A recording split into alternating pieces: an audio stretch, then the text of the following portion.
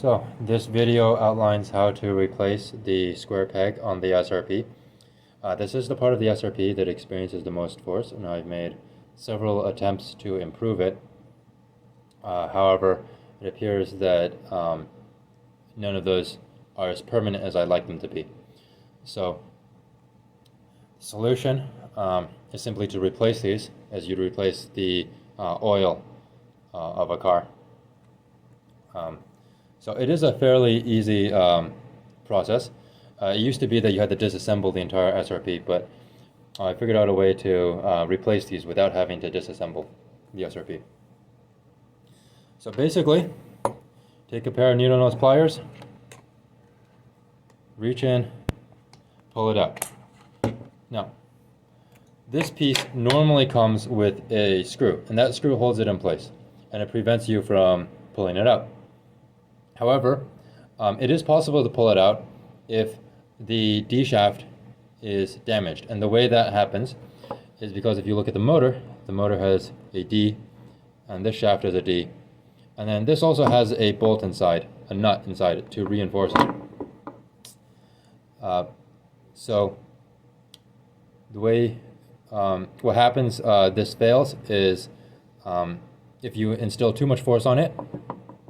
For example, if you overclock it, or it simply goes through a lot of wear and tear, that D will turn into a circle, and then this motor will just spin uselessly inside it. It is more common when it's being overclocked. So the solution is I'm going to send you replacement parts. If you're ordering a new one and you're ordering it later, I will send you replacement parts. Replacement of this piece, and if not, I will just ship them to you for free.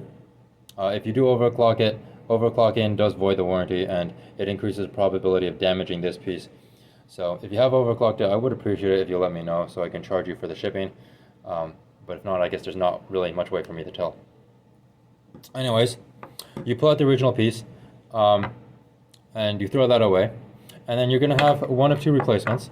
You're either going to have this piece that has no hole anywhere, but it does have your D, and you have this piece with a screw, and you just remove the screw. The screw prevents you from, the screw is a bit more permanent, but in order to install it properly with a screw, you need to disassemble the entire SRP, and that's a bit of a pain. So anyways, you take the replacement piece. So in this case, I will use the one I just pulled out without the screw. And you want to make sure that the D is aligned. So I'm going to make the D face upwards on both the motor and on the peg. Is that right? No, that's not right. Like that. So that way the D on the motor matches the D on the piece of plastic. And you have to align it that way. And then you grab onto it with a pair of pliers, making sure the D is aligned. You put it down, and you push it down. Now you won't be able to get it in all the way. Or if you can, great, I guess you're really strong. If not, you're going to need a rolling pin or a screwdriver or something. Knock it down. You don't want to knock it against the table because the force will transfer through the SRP and this part will break. So you want to hold it in your hand, knock it down until the plastic is flush with the metal.